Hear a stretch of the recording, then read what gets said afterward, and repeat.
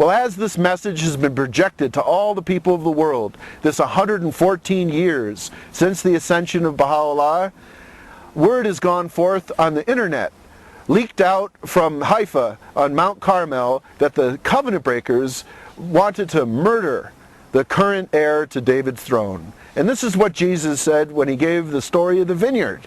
He states, the kingdom of God is like a vineyard. This is to be established upon the earth.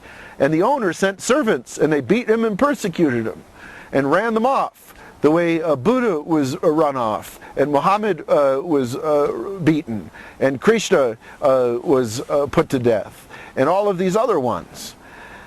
And then he says, I'll send them my own son. Surely they'll respect him. And this pertains to the coming of Jesus Christ. And he comes to the vineyard, and the tenants say, look, it's the son, he's the heir, thinking Jesus was the heir. Let's kill him, and then we can have the vineyard. But Jesus is descended from King David, but in the Gospel of Luke, he's descended from Nathan. And he was not seated upon David's throne. They supposed he was the heir. But then Jesus says, but when the owner of the vineyard shows up, what will he do to those wicked tenants? Well, clearly in this parable of Jesus, the owner of the vineyard, it would be the Father. And this is what it says in Isaiah, that the everlasting Father, the Prince of Peace, will be seated upon the throne of King David. This revelation of Baha'u'llah is in the potency of the everlasting Father. And he's given us the laws, ordinances, and teachings for us to have this kingdom of God on earth as it is in heaven. For the throne of David and the Davidic heir, who is one of the believers amongst the rest of the Sangha, wood and iron, or the first two jewels, to be united together as a single rod of gold, gold representing sunlight and infallibility, to bring justice and fairness to the earth as it is for all mankind. Now, religion is a personal relationship between the individual and God, the Creator. It's mystical. It cannot be spoken of. We have prayer. We have rituals and worship that we do as individuals. And this stuff we are free to do the way we understand God and the universe, and to continue to independently investigate the truth. But where's religion broken? Religion, which is irreligion of man, has created wars and divisions. Because of the clergy class, who are the corrupters and usurpers of God's revelation in every day and age. These wars that are happening are because covenants were broken. When covenants are broken, catastrophes result. Even the simplest covenant. You own a house and you have a dog, and that's your property. So your neighbor comes with a gun and shoots your dog. Well, now you're mad. Why? Because a covenant was broken. The one, do unto others as you would have them do unto you. All negativity, all disasters, all catastrophe comes from when covenants are broken, catastrophe results.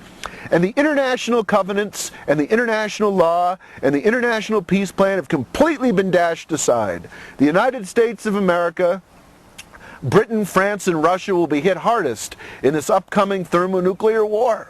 And it's prophesied that these four beast countries, symbolized by a beast of a lion with eagle's wings, the United States, the lion's England, the leopard's France, the bear, Russia, would be transformed into four living creatures.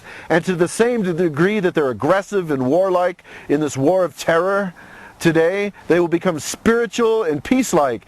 After, like the phoenix that sets itself on fire, they go into the thermonuclear flames of their own making, and they come out as spiritual nations on the other side of this disaster. After World War I, women had the right to vote in the United States. After World War II, civil rights succeeded, no more back of the bus. And after World War III, this war will get rid of global economic slavery. We got rid of chattel slavery in the Civil War. We have to get rid of economic slavery, where a few people are the jet setters and everybody else is slaves to them. We have to have a justice and balance brought back to this world. This imbalance the Native Americans call koyaanisqatsi. And this is because of man straying away from the path of the covenant. Well, in so doing, these violators slam down a great wall of oppression over the people. forbidding them to investigate the truth, forbidding them to see that the line of King David continued, forbidding them to see that Mason Remy Ogson is the adopted Ogson son of Abdu'l-Bahai, that this went to his son Pepe and to the current president of the Universal House of Justice today, forbidding them to realize that on January 9th, 1951, this Universal House of Justice was established, and at the moment Shoghi Effendi passed on November 4th, 1957, it was activated with full infallible powers. And this is how the Will and Testament of Abdu'l-Bahai ends, this book written within, and the Book of the Covenant of Baha'u'llah, and on the back, sealed with 7 seals. The 7th seal itself. To none is given the right to put forth his own opinion or express his particular convictions. All people must seek guidance and turn to the center of the cause, Shoghi Effendi, and after him the House of Justice. And he that turneth unto whatsoever else is indeed in grievous error. When they turned to Ru'iyat Khanum in the hands, they were indeed in grievous error. Right after Shoghi Effendi, that Universal House of Justice existed with the irremovable member for life, the son of Abdu'l-Bahai. And he separated from the violators, and now the House of Justice is established here in the Rocky Mountains in the United States of America. And because of this violation of the covenant, friends, catastrophe is upon us. Because if this House of Justice, with the Davidic king as its president, were located right now in Haifa, Israel, and Mount Carmel, there'd be peace between the Palestinian people, the Jewish people, there'd be justice at the United Nations, there would be laying down of weapons between Pakistan and India, there would be free trade in Iraq and in Iran, and all the peoples of the world throughout Southeast Asia and through North America and down through Africa would see this great thing. But we must come into this kingdom by first coming over this wall of oppression that the clergy has put down upon the people. We must come over the wall.